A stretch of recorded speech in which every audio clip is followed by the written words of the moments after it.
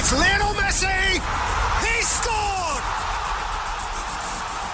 The goal the world wanted! It's time for the biggest sports stories. It's Neymar trying to feed it through. It's a stretch and it's in! And I can't remember the last time I saw something like this. Extraordinary scenes. The biggest interviews. It's more difficult. Obviously, it's more difficult. And all the analysis right here. If they play poorly, they'll come back, they've got all the excuses. You can't have it both ways. Every weekday, it's my sport, it's your sport. It's ZiFM Sport.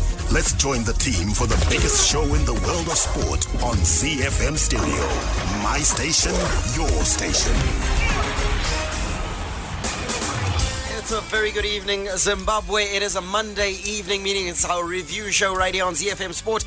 Each and every single weekday, we come at you with all the matters coming out of the world of sport. And Monday is especially special because we look at the weekend that was, and what a weekend it was. Trophies handed left, right, and center. Big matches played, and also some big news coming out of Six Nations Rugby. We've got it all on the show for you today, and it will be proudly delivered by the team in studio. That's Mark Pozzo, Alice Bunjira, me, Barry Manandi, and we are joined by Simba Fupa Jena. He is here, and of course, behind the desk will be Sean Tafirenyika in production.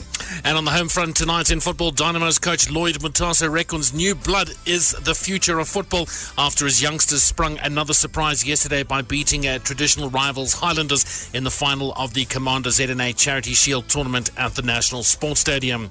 In golf, Wales's Rhys Enoch captured the Cape Town Open Championship as Ryan Cairns and Ben Follett-Smith finished as the highest placed Zimbabweans, tied on 21st place. In boxing, Zimbabwe amateur boxers got 2 gold, 3 silver and 3 bronze medals at the Zone 4 Championships that ended on Saturday in Mozambique. Our international sports news roundup gives you some rugby news where Eddie Jones says England lacked intensity after Scotland produced a superb performance to outwit England and win their first Calcutta Cup trophy since 2008 with a 25-13 win at Murrayfield on Saturday. In cricket news, Ross Taylor's magnificent century in a partnership of 178 with Tom Latham has laid the foundation for a 3-wicket New Zealand win on the first one-day international against England in Hamilton. And in the Winter Olympics, which concluded this past weekend in the Pyeongchang Olympics, were hailed as the Games of New Horizons as the curtain came down on the biggest winter games in history last night. To the beautiful game, we'll start in the Premier League and focus on the Carabao Cup as well. Jose Mourinho felt his Manchester United side's humble attitude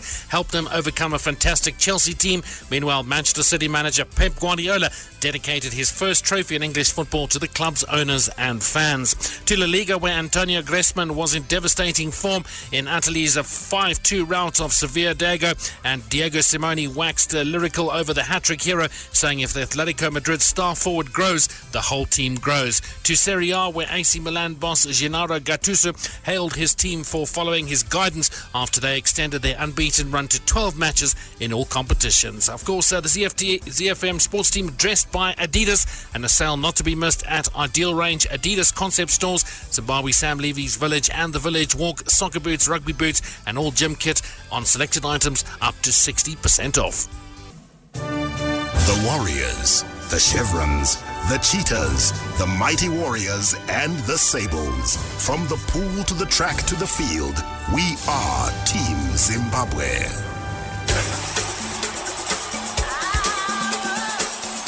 The Home Front. Local sports news and analysis. All right, don't forget, we want to hear from you. Our WhatsApp platform is 0731168045, 0731168045. Tell us what sort of a sporting weekend you had, whether your team came up good or it went the other way. No doubt, Harare is partying if you're from the blue half of the city, because Dynamos coach Lloyd Mutasa reckons new blood is the future of football after his youngsters sprung another surprise yesterday by beating traditional rivals Highlanders in the final of the Commander ZNA Charity Shield tournament at the National Sports Stadium. Inform midfielder Kudzanai Demere KD, who was also voted man of the match, was on target against yesterday when he weighed in with Dimbare's second goal after Highlanders skipper Honest Moyo had beaten his goalkeeper in an attempt to clear the lines. Adrian Silla pulled one back for Boso in the 78th minute. The win was sweet music for Mutasa, whose young side also edged bitter rivals Caps United 1-0 in the semi-final last weekend, with Demere scoring the only goal of that match. After the game, we caught up with both team coaches. That's Lloyd Mutasa of Dimbare and of Boso, Madinda Nkatazile Ndlovu. I think I said it before that every game that you play against Highlanders side, Battle of Zimbabwe, it's no easy task. And it was evident today that it was a tough encounter, but fortunately we managed to come out victorious. Yeah, I think for the institution, I think it's a positive way. We have youngsters who are coming up. We have a bright future if these youngsters can be nurtured well and be given game time. And I'm sure, I think they needed this to have confidence before we commence the PSO league. Look, it's just the beginning, of a project that we've embarked on as a club. I think for me, the project is actually going on in line with our plans. Just to correct a point here, we're not rebuilding any team. We're not rebuilding Highlanders. We are only trying to bring back the culture of Highlanders, the type of football that would entertain our supporters and supporters at large. So we are trying and bring the culture back into the Highlanders family. But with what we saw today, as we all witnessed, I think the project is just in the right line. Those two interviews of Lloyd Mutasa and, of course, Madinda Ndlovu, pregnant with things to talk about in there. Let's talk about Madinda Ndlovu, since that's the last one that we listened to of Highlanders. He talks about the fact that this isn't a rebuilding. This is just going back to our traditional roots and playing football that entertains the masses. And talking about entertainment, that's surely a good sign coming out. And certainly the boys in the second half definitely entertained, didn't they, Bunch? Yeah, I like his line of thinking, his line of thoughts, that this is not rebuilding. We're simply going back to our roots. Yep. We're playing beautiful football and grooming our own youngsters, promoting them and let them play, let them express themselves. And like you're saying, expressing themselves, they did, especially in the second half, even when they were 2-0 down. I haven't seen in a long time youngsters that are so composed, that still maintained the ball, keep it down, spread it, and attack. That's what we saw from Highlanders yesterday. I was very impressed, and equally impressed with Dynamos as well, because they knew they were leading. They were going to be on the back foot, so they had to stand their ground as well. So it was just a game which was just pregnant with entertainment. We as we said at the top of the show, we have got Simba Fupajena in the studio, of course, friend of the show, and will be in and out of the show throughout the next sort of couple of weeks. Sims, just talking and staying with Highlanders, there's an element that we've seen of this Highlanders side, not only the fact that it's young, but also we've seen fight, because we look at the semi-final against Chicken, they went down and they came from behind to beat Chicken 2-1 at the death. They go down against Dynamos 2-0. Previous Highlanders sides would have had a soft center and thought to themselves the game is over, but we saw these kids come back and fight and nearly actually forced penalties right at the end, a ball that came off the upright. We've seen fight in this team. The future is bright at Highlanders, isn't it? Very bright in the Boso camp, and I think a lot of it is coming from the fact that the DNA, that's what they kept talking about. They're saying sort of rebuilding exercise is just going back to the roots. And every Highlanders team that has ever won anything has always had that ability to fight.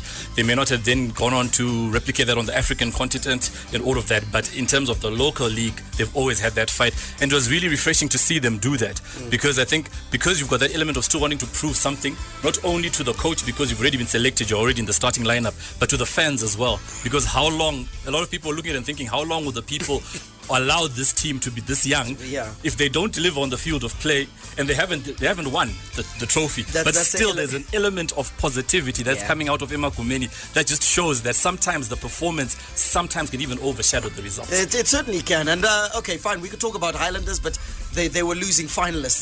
The winners were Dynamos Football Club. Dynamos Football Club, of course, the champions of what we term the Charity Shield, almost the precursor to the start of the season, and again fielding youngsters. But my concern is that in the interview with Lloyd Mutasa after the match, he keeps talking about the fact that the youngsters, talking about the young guys, and then talking about the older guys should be taking encouragement from this. I pray that he doesn't get the temptation once the season starts to go back to his default position and bring in the older heads who in truth didn't deliver last season because they didn't go as far as these youngsters. I hope he holds faith with them and continues with this young project. Yeah, I think he is in a very difficult situation at the moment, and even talking to him, you can tell that he's not so sure what to do. Yeah, you know, stick or twist, should he stick to these youngsters and make sure that they grow, or should he blend the older guys? You know, there is Christian Epupa, Ocean Mushure, and would you leave them?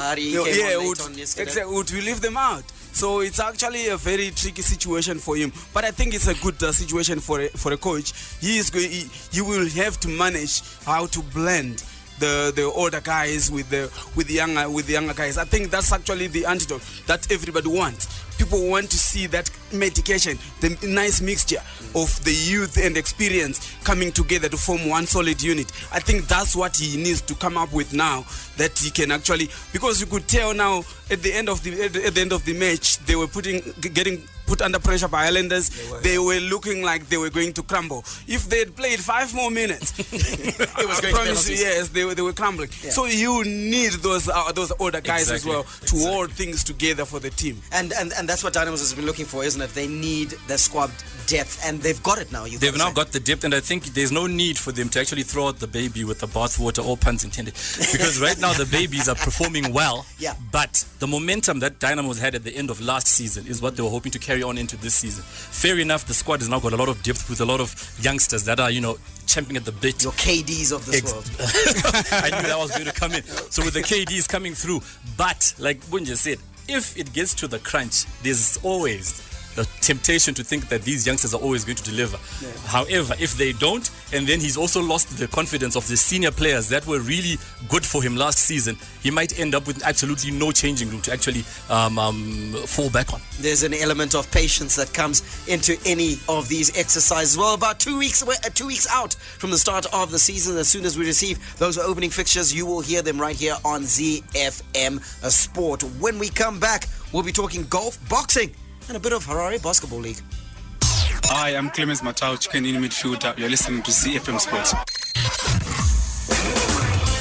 We continue with the rest of our local sports news roundup. We'll start with golf, where Wales's Reece Enoch bogeyed his first 2 holes in the final round of the Cape Town Open, but recovered expertly to card a 3-under par 69 and claim a 1-shot victory over Peter Kalmus on a 19-under par total of 269. Ryan Cairns and Benjamin Follett-Smith finished as the highest placed Zimbabweans, tied on 21st place. Nyasha Moyombo finished in 65th. Scott Vincent, Mark Kayu, Mervyn Gallant, Mohammed Rauf, Brian Gondo and Greg Bentley all failed to make the cut. To boxing, and Zimbabwean amateur boxers got 2 gold, 3 silver and 3 bronze medals at the Zone 4 Championships that ended on Saturday in Mozambique. Zimbabwe had 8 boxers at the championships, which were Future Mazia, Brendan Bennett, who got gold in the welterweight and light welterweight divisions. 7 countries took part at the weekend-long tournament, and Mozambique were the overall winners with 5 gold medals, followed by South Africa, while Zimbabwe were third. To the Harare Basketball League, there's your results from the weekend. Varsity Leopards 49, Cheetahs 60, Raiders 99, Arcadia Bucks 73, and JBC putting 20 past the Harare City Hornets, who failed to score. From the front of the grid to the back of the net, it's ZiFM Sport. International Sports News Roundup, where the world comes out to play. Our first stop is rugby, where Eddie Jones says England lacked intensity after Scotland produced a superb performance to outwit England and win their first Calcutta Cup trophy since 2008 with a 25-13 win at Murrayfield on Saturday. The 128th Calcutta Cup match was a classic as Scotland matched their endeavour in attack, expertly orchestrated by Finn Russell, with a ferocity up front that saw England overrun at the breakdown. Russell answered his critics with a remarkable display that showcased all his skills, while back rowers John Barkley, Hamish Watson and hooker Stuart McKinley was superb at the breakdown. Jones was impressed by the home performance and blamed himself for only the second defeat in his 26 tests in charge. Let's hear from man of the match Finn Russell and England captain Dylan Hartley. You get the highs and the lows, and today was definitely a high. I mean, for me, last week we won, and everyone says I wasn't that good, and against Wales the whole team got a bit of a slating, but you know, we've managed to bounce back against France and today obviously, so that's the job we're in, and you know, you've got to accept these highs and the lows, and you've got to make the most of the highs like we will tonight. I don't know, it's not really settled in yet. Saying after the game, it's an experience I've never had and a feeling I've never had. I don't know, it's incredible, and it was amazing to go out there and play and beat England, and not even just beat them, but the way that we played, and you know, we played so well, executed the game plan as well as not as well as could have, but you know, we executed it well enough. It's something we're going to have to go away as a playing group and look at how we started the game. And like Eddie said, I think if you give any team 22 points, it's a healthy lead, and it's hard to chase that. So we've got to look at ourselves, how we approach the start of that game. I think individual errors kind of gave Scotland ends, discipline at the breakdown. We could never sustain pressure because we were just turning over the ball and then turning over, you know, conceding territory off the back of it. So I think the breakdown will be a massive work on for us. Obviously it's a bit fresh at the moment, and there'll be other stuff to look at.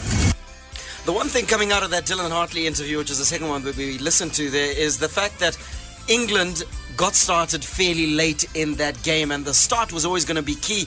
Scotland looking keen and hungry right at the start, weren't they, Pos? Yeah, they were, but where he says they started a bit late, to be honest with you, I think England actually didn't even show up on the day. I thought they were really poor. Really poor, and all credit to Scotland, because I thought they were outstanding. Pos, was it that Scotland was outstanding, or was it that England was poor? Because you are forced into a game by your opposition. I reckon that Scotland put them under such pressure at the breakdown, had such line speed, that I think England was made to look ordinary by a very good Scottish side. Yeah, and I think you've got to look back at this and say that, you know what, Scotland were a good side going into this tournament, and I think they'll be disappointed with that loss to France, because that wasn't really them. Because had they beaten France in the opening game of the tournament, stand by, because these guys are title contenders for the Six Nations. I mean, this is probably the best Scotland outfit we've seen in 10 years. 100%, 100%. And Sims, Pos says that they're contenders for the title, and talks about the fact best Scotland side in 10 years. And I recall a tweet. He's not here right now, but Mike Madura tweeted. He's probably listening in. Yeah. He tweeted and said that this Scotland is easily the most improved side in world sport. He's right. And in truth, this is a vastly improved side in rugby, but in truth they have come along in leaps and bounds, and it was there for everyone to see in a match in which nobody gave them a chance. Nobody gave them the chance, and I think looking at it, their first win in the Kolkata Cup for the 10 years, which is what Pos was alluding to. And if you trace how they've improved even since the World Cup, right, brilliant performances in the World Cup, coming short. And then when the Southern Hemisphere nations toured the Northern Hemisphere, they gave them a very good run for their money. And then from there you could see that it was just on the edge of something special happening. Unfortunately, for the English people, it happened on Saturday. Right. That was what they was waiting for to happen. And then now you're waiting to see whether this group of players can actually keep stringing those results leading into a World Cup. Because it's all going to count for nothing. It could just be a flash in the pan. However, the way it looks... has to be towards the World Cup. Exactly. The way it looks right now is that they're building a head of steam at the right time. Sims, you talk about the fact that this could be that one tipping point as well. There's always a tipping point to say this is when they've turned the corner and we see them fly. Is this the time for Scotland, in your view? In my view, yes. However, something always happens when the home nations meet each other. They haven't played the other ones. Derby, The derby mentality will come in, and we don't know who's going to turn up. They play the Irish, something else happens, and all of a sudden we're thinking, maybe it's because actually England were poor. Right. That context then starts to dilute what was already a brilliant performance from the Scots. Well, speaking of the Fighting Irish, Ireland resisted a late Wales rally to secure a 37-27 bonus point win in Dublin, and get a fantastic game of rugby, that one, and keep their Six Nations Grand Slam hopes alive. France beat Italy 34-17 to record their first victory of the 2018 Six Nations Championship in Marseille. The next round of Six Nations fixtures looks like this. Ireland unbeaten take on Scotland. That is going to be a humdinger. France take on England, and Wales take on Italy. To the Super Rugby, where 2017 Super Rugby champions, the Crusaders, kicked off their title defence with a bonus point 45-23 victory over the Chiefs at the AMI Stadium in Christchurch on the weekend. The Crusaders 7 tries to 2 victory is their third straight win over the Chiefs and their 8th in Christchurch from 11 matches. Other results from the weekend: the Sunwolves are going down to the Brumbies only by 7 points, 32-25. The Waratahs are beating the Stormers 34-27. The Lions beating the Jaguares 26-19, and the Bulls getting over the Hurricanes by 24 points to 19. Gents, if we look back at this last weekend of Super Rugby, well, basically the opening of Super Rugby, because it was a full week of fixtures, you can say the Stormers butchered a golden opportunity. Right. You could say there was a penalty try debate at Ellis Park. No Ackers hangovers for the Lions. Mitchell factor rubs off on the Bulls. On the Bulls, yeah. And TMO decisions at Loftus. Certainly it was an eventful weekend and the first weekend of Super Rugby, but what has come out for me is this Blue Bulls side, I think they are going to be something really good under John Mitchell. We all agree that the Mitch factor was... we all agreed that the Mitch factor was going to come to bear for the Blue Bulls, and it looks like it's kicking in, and also it's not as if it's a big bang that is happening at the Bulls. It looks like they're actually building a something that could be quite comfortably turn into something to marvel at for the next couple of seasons. Yeah, it's the brand of rugby that's changing as well. Yeah, and also what impressed me was the marked improvement in their actual skill. Yes, and that's what John Mitchell brings to the party. That's what he brings to the party. You got guys like Jesse Creel, Johnny Kotze who set up that try with a one-handed offload and the tackle from Jesse Creel. You just look at that and you can just see that the skill level that Mitchell has brought, and we saw it when he was the coach of the Lions. That's what he does best. And it's changing the mindset altogether, because a lot of it was attritional, the breakdown and all of that. However, one of my favorite lines from the skipper at the end of the match was, we deliberately decided to play unstructured rugby. And that's how you go when you play against these other teams from Australia or New Zealand. If you try and be very regimented and you just say, okay, we're going to try and block them out, you are dead in the water. So that unstructured rugby, ball in hand, keep running at them, caught them by surprise. Express yourself. I hardly got to see Borden Barrett, and that's saying something. But the fact that a lot of the ball was always in hand and they kept running it is really good for South African rugby at the end of the day as well. Right, let's look at your round 3 fixtures. The Blues will take on the Chiefs, the Reds up against the Brumbies, the Sunwolves will play host to the Rebels, the Crusaders will entertain the Stormers, the Sharks are at home to the Waratahs, the Bulls up against the Lions in an all-South African conference encounter at Loftus, and the Jaguares will take on the Hurricanes. Hi, I'm Jesse Creel, Springbok and Blue Bulls backline player. You are listening to ZiFM Sports. Around the world in 60 seconds. International sports news. Let's go around the world in 60 seconds. We take off in New Zealand, where Ross Taylor's magnificent century in a partnership of 178 with Tom Latham laid the foundation for a 3-wicket New Zealand win in the first one-day international against England in Hamilton, in a match filled with twists and turns. The outcome hung in the balance until Satna smacked a 6 in the final over to get New Zealand home with 4 balls to spare. Across to the US, Justin Thomas birdied the first extra hole to snatch a tense victory over Luke List in the final day of the Honda Classic in Florida. Tiger Woods declared himself very happy with his performance at the Honda Classic as he enjoyed his best result of the year so far. Woods closed on 70, finishing in a tie for 12th on level par. Staying in the US, key results from the NBA this weekend: LaMarcus Aldridge scored 27 points as the San Antonio Spurs ended their annual Rodeo road trip by beating the Cleveland Cavaliers 110-94. Golden State Warriors avenged an embarrassing home loss to Oklahoma City team earlier this month with an emphatic 112-80 win in Oakland. Touching down in South Korea, the Pyeongchang Olympics were hailed as the Games of New Horizons as the curtain came down on the biggest winter games in history last night. Declaring the games closed, International Olympic Committee Chief Thomas Bach said the Olympics had been opened up to new athletes, countries, events, and technologies. Norway finished number 1 on the medal tables with 14 gold and 14 silver. Germany number 2 with 14 gold and 10 silver. Canada on 3rd position with 11 gold, and the United States of America completed the top 4 with 9 gold medals. That's a world in 60. To all you Twitter heads, connect with ZiFM Stereo on twitter.com/ZiFM Stereo. /ZiFM Stereo. Fan Zone. Get in touch with the team and have your say your way. Operator. You know the number to use, 0731-168-045. That's 0731-168-045 for all your WhatsApp messages of what took place over the weekend. Pause. There's someone here who's, you're not the only one who's excited about the return of a full bill of fixtures in Super Rugby. This one just simply says Chiefs and Crusaders were absolutely awesome. We've seen some good rugby this past weekend, haven't we? Yeah, we have indeed. And I think it's only going to get better. I mean, this is just week 1. Stand by. Stand by indeed. This one's from Nyamashisha, said the Blue Bulls fan. Hi guys, I enjoyed the ZNA Charity Shield final. Good footy on the eye, tactical, skillful, close control passing, energetic, and a good air of only a sporting rivalry.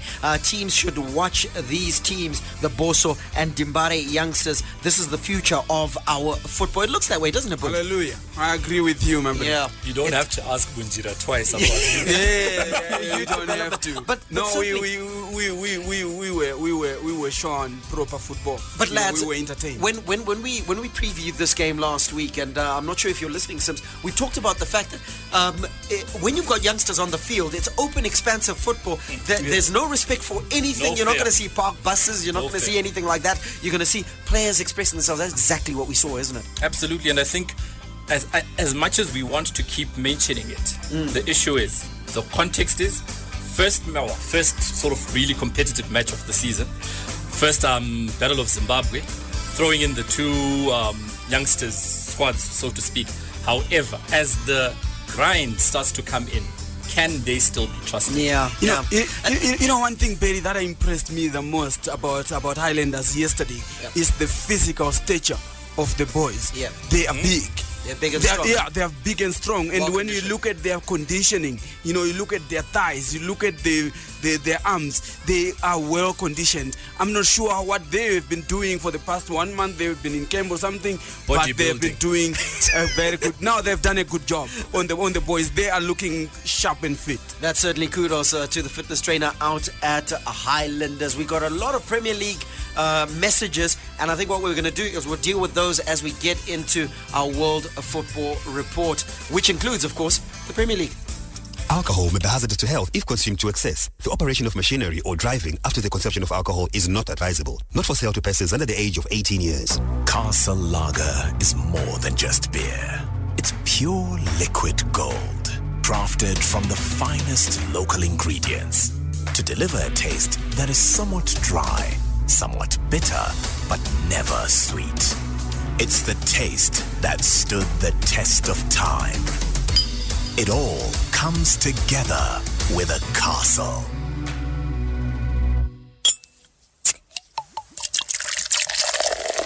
From Rufaro to Barberfields, Mandava to Nyamunga, all the perfect moments in the Castle Lager Premier Soccer League come together on ZiFM Sport. The big leagues, the big teams, the big players. The beautiful game on ZiFM Sport. The ZiFM Sports team proudly dressed by Adidas, and a sale not to be missed at their Ideal Range Adidas concept store here in Zimbabwe, Sam Levy's Village and the Village Walk. Soccer boots, rugby boots and all gym kit on selected items up to 60% off. Hurry, hurry, hurry while stocks last. Right, we'll start in the Carabao Cup, where Manchester City manager Pep Guardiola has dedicated his first trophy in English football to the club's owners and fans after claiming the 3-0 win over Arsenal in the Carabao Cup final, which has come as a relief. Guardiola saw his quadruple hopes end against Wigan in the FA Cup last Monday, but his side made the perfect response to the shock sent back by cruising to victory at Wembley last night. The Catalan picked up his first piece of silverware since joining City in the end of the 2016 season, having failed to win a trophy in his first season, but Guardiola refused to admit a sense of relief. Let's hear from the City boss Pep Guardiola, who says the Carabao Cup final win was a big moment for his side, but he has his eyes on winning more important trophies at City. Premier League games than FA Cup, because now we're dropping in competition when we were. The FA Cup is so nice, but it's football, it's happened. So all around the world it's happened. It's just focus on the next one and try to get better and learn from Wigan what happened. Only we can do is learn from Wigan. So the two situations in the games like a final, because Wigan game is a final, FA Cup competition is a final every game, is try to learn of that for our future. This season, next one, and for the future for the players to try to put that situation. We have to lift titles to give more value what we have done, of course. So we, in the beginning in August, when we start, always we say the same. We will be judged for how many titles you win in the big clubs, in the 5-6 contenders. It's always the same. So how many titles lift? But in the same point, what I said before, these 8 months together, we live what we live, and that belongs to us. And every game, like we won, and every game when we play, and we were happy the way we played, the day after we were happier. So we don't expect to win titles to be happier, just with you lift titles or not. But of course we'll be judged. For the club is so important, because it's a club who needs, every year to go up, to win titles, and tomorrow, the after tomorrow, have the first one. Well, he certainly is a perfectionist, is Pep Guardiola, and we can certainly see that in what he's doing at Manchester City. But Sergio Aguero set to the Premier League leaders on the way.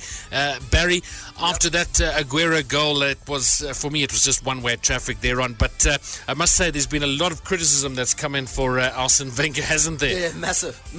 And the truth is that this time, I'm actually not going to back the Wenger out, boys, on the basis that I feel that the players certainly... seriously, I feel that last night the players let the shirt down. They did. And they let Arsene Wenger down. There was no fight.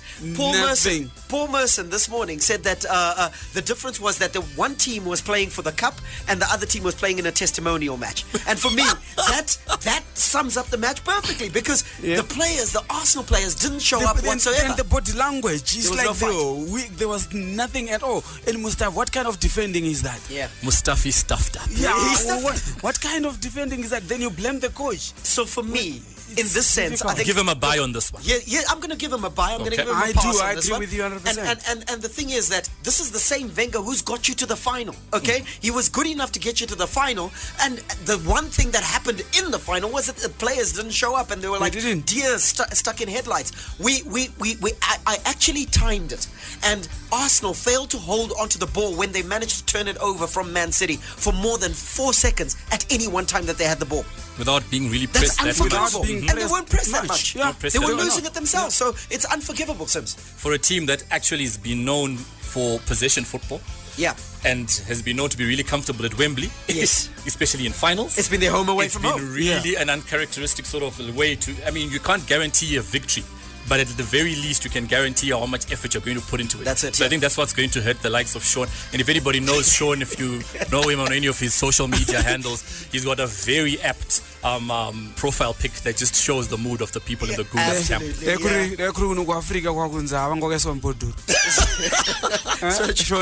Search for @Sean Tavita and you'll see that profile pic. It's a little Arsenal kid who is crying. And so, listen, I'm going to say, let's give Wenger a buy, but he's got Thursday coming up. He's got Thursday coming up. They do it all again. Yeah. But I've got to, listen, we can talk ad infinitum about Arsenal. We're not going to say anything we haven't said or already haven't said before. Yeah. But what we can say is Manchester City are certainly something. When they've got you up against the wall, they press home the advantage, don't they, Posse? Yes, they certainly do. And we can look at some of the stats coming out of this. City's 3-0 win over Arsenal is the biggest ever cup final victory, as well as the Gunners' biggest ever loss in a cup final. And City have won the League Cup for the 5th time in their history. Only Liverpool, who've won it 8, have won it more often. And finally, Arsenal have lost 6 of their 8 League Cup finals, including each of their last 3. The only domestic trophy Wenger has failed to win with Arsenal in all those years. Yeah, absolutely. Man City going great guns, but it's not the only team in Manchester. There is a certain United. Now, Jose Mourinho felt his Manchester United side's humble attitude helped them overcome a, quote, fantastic Chelsea team. United recovered from a goal down to beat Chelsea 2-1 at Old Trafford, with Romelu Lukaku cancelling out Willian's opener before setting up Jesse Lingard for the winner 15 minutes from time. The victory sees United reclaim second place from Liverpool, while Chelsea's Champions League hopes took a blow, with Antonio Conte's side down in 5th, 2 points behind Tottenham, who grabbed a late winner at Crystal Palace earlier on Sunday. Manchester United manager Jose Mourinho says his side showed great spirit and organisation to beat a fantastic Chelsea side. We beat a fantastic team. For some reason they were the champions last season. For some reason they played the way they did against Barcelona. For some reason they start the game so well as they started here. We beat a very good team, and to beat a very good team you need to be organized, but you need also to have a humble spirit where everybody works, everybody fights, everybody tries to follow a game plan. I repeat, we beat a very good team. He says Chelsea are a fantastic team, and yes, they are. He needed to put it back in the context, because anybody else who didn't know what was simmering, people thought there was going to be animosity on the touchline and everything. He waited for that result. Once the result was there, he had to remind people that this is the same team that put Barcelona to the sword. To the sword, exactly. So that don't look at it and just think it's a flash in the pan. No, this is the same team that everybody else was probably waiting to lose, and then say, all of those spats and everything. Yeah. However, it was something that just silenced the critics and has bought him a lot more time. And in critics, there's been a huge critic in the studio. I don't see where his heart is and where his mind is now. That critic is Alus Bunjira. You've been unhappy with Jose Mourinho. How are you feeling now? Yeah, I was very unhappy, and I was very happy at the end of the day. And for the win or for the performance? Both. Okay. For the win and the performance, especially from Lukaku. You know, the stick that he has always been getting, that he doesn't score against the big teams. You know, this is a big team.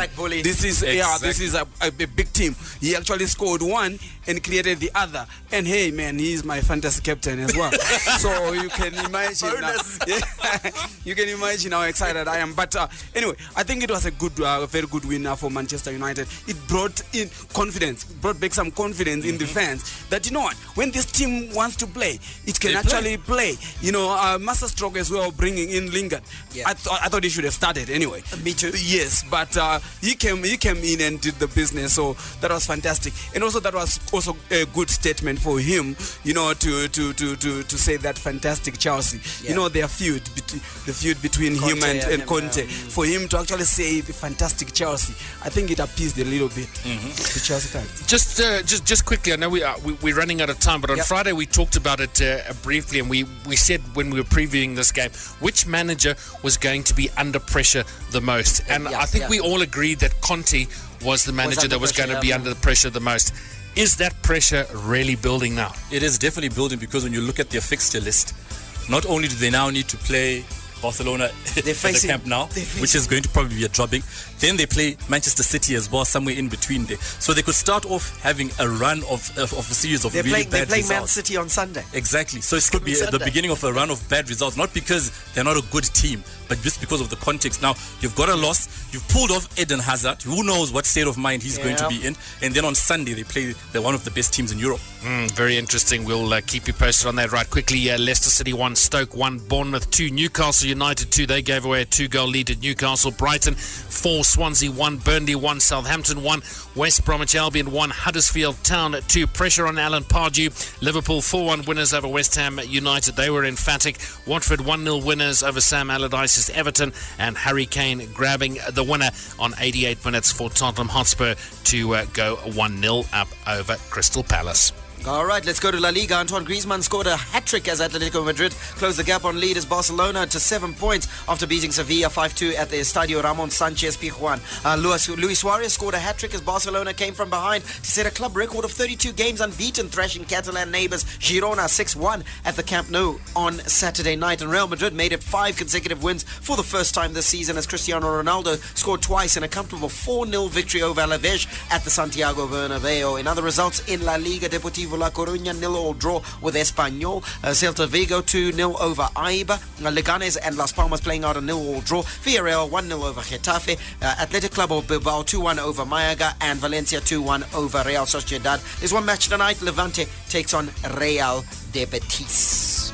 Quickly to the Bundesliga, the Bayern Munich's juggernaut was slowed by stubborn Hertha Berlin on Saturday as the Bundesliga's 15-match winning run came to an end with a goalless draw. The dominant hosts failed to find a way past a resolute Hertha rearguard as Bayern failed to win for the first time in any competition since late November. One game tonight, Borussia Dortmund will face Augsburg. And we're out of time. We're back tomorrow, same time. Catch us then. May God richly bless you. That's my story, and I'm sticking to it. Manandi, out. Be sure to catch ZiFM Sport every weekday on ZiFM Stereo. My station, your station.